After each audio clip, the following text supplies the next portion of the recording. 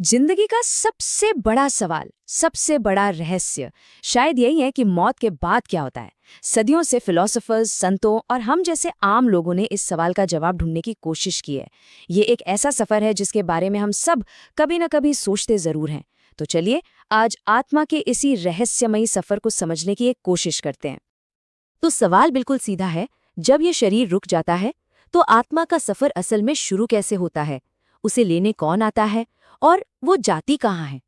इन्हीं सवालों के जवाब हमें इस सफर के अलग अलग पड़ावों में मिलेंगे। तो देखिए, हर सफर की एक शुरुआत होती है। आत्मा की इस महायात्रा का जो स्टार्टिंग पॉइंट है वो है मौत का पल। लेकिन ये अंत नहीं है, ये तो बस एक दरवाज़ा है, एक दुनिया से दूसरी दुनिया में जाने का। अब इस पूरी कहानी का हीरो कौन है? वो है आत्मा। सवाल यह है कि आत्मा है क्या?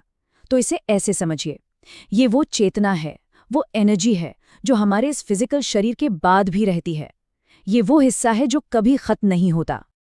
और यही बात समझना सबसे ज्यादा जरूरी है। ये जो शरीर है ना, जिसे हम मैं कहते हैं, वो असल में एक गाड़ी जैसा है, एक किराए के मकान जैसा, जो बस कुछ वक्त के लिए मिला है। असली मुसाफिर तो आत्मा है, जिसका सफर कभी खत्म नहीं होता। तो पहला सवाल, आत्मा को ले जाने कौन आता है? क्या वो अकेली ही निकल पड़ती है? नहीं, ऐसा नहीं है। माना जाता है कि जब आत्मा शरीर छोड़ती है ना, तो उसे रास्ता दिखाने के लिए कुछ खास दूत आते हैं।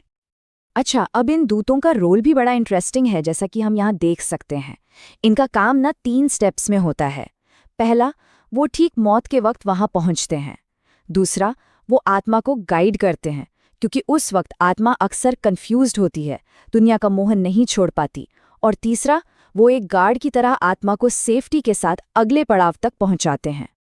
और एक बात यहाँ बिल्कुल साफ साफ समझनी होगी, ये जो दूत हैं, ये कोई जज नहीं है।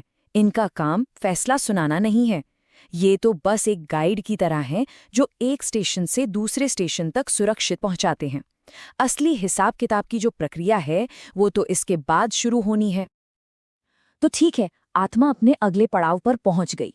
अब शुरू होता है इस सफर का सबसे क्रिटिकल हिस्सा, कर्मों का लेखा जोखा।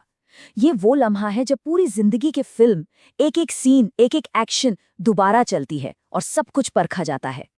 इसे ऐसे समझिए जैसे ये हमारे जीवन की एक कॉस्मिक बैलेंस शीट है। एक तरफ है अच्छे कर्म, किसी की मदद करना, ईमानदारी, और दूसरी तरफ है बुरे कर्म, किसी को दुख देना, धोखा देना। और यहाँ हर छोटी बड़ी चीज का हिसाब होता है, कुछ भी छूटता नहीं। देखिए, कर्म का सिद्धांत ना असल में बहुत ही सिंपल है, लेकिन उतना ही गहरा भी। जैसा कि यहाँ कहा गया है, हर एक्शन का एक रिएक्शन होता है। ये यूनिवर्स का फंडामेंटल लॉ है। जिंदगी में जो बीज बोए थे, अब बस उन्हीं की फसल काटने का समय आ गया है। तो आखिर में इसी तराजू पर क्या नतीजा निकलता है, वही तय करता है कि आत्मा का अगला रास्ता क्या होगा। और ये फैसला कोई और नहीं लेता, ये पूरी तरह से इंसान के अपने ही कर्मों का नतीजा होता है। तो कर्मों का हिसाब किताब हो गया। अब आता है दूसरा सबसे बड़ा सवाल, इसके बाद आत्मा आखिर जाती कहाँ है, उसकी डेस्टिनेशन क्या है? यहाँ से ना मोटे तौर पर 2 रास्ते खुलते हैं। जिन लोगों के अच्छे कर्म ज्यादा हैं, उनका सफर ऊपर के लोगों मतलब स्वर्ग की तरफ होता है। ये उनके अच्छे कामों का रिवॉर्ड है। और जिनके बुरे कर्म ज्यादा होते हैं, उन्हें शुद्धि के लिए मतलब प्यूरिफिकेशन के लिए नरक जैसे लोकों में भेजा जाता है। और हाँ, एक तीसरा और सबसे कॉमन रास्ता भी है, वापस इसी धरती पर लौटाना, ताकि हिसाब बराबर किया जा सके। और यहाँ एक बहुत ही गहरी बात है जो समझनी जरूरी है। ये जो स्वर्ग या नरक है ना, ये कोई परमानेंट एड्रेस नहीं है। स्वर्ग अच्छे कर्मों का फल भोगने की जगह है, और नरक आत्मा को साफ करने का एक प्रोसेस है। दोनों ही टेम्परेरी हैं। इसीलिए ज्यादातर मामलों में मंजिल पृथ्वी पर दोबारा जन्म लेना ही माना जाता है, ताकि आत्मा अपना अधूरा लेसन पूरा कर सके। और यही तो इस पूरी प्रक्रिया का निचोड़ है। आत्मा का ये जो सफर है, ये कोई वन टाइम फाइनल जजमेंट नहीं है कि बस एक बार फैसला हो गया और बात खत्म। ये तो जन्म, मृत्यु और फिर से जन्म का एक साइकिल है जो लगातार चलता रहता है। और इस पूरे साइकिल का सिर्फ एक ही मकसद है, सीखना और स्पिरिचुअल ग्रोथ। तो ये पूरी यात्रा हमें एक आखिरी और शायद सबसे गहरे सवाल पर लाकर खड़ा कर देती है।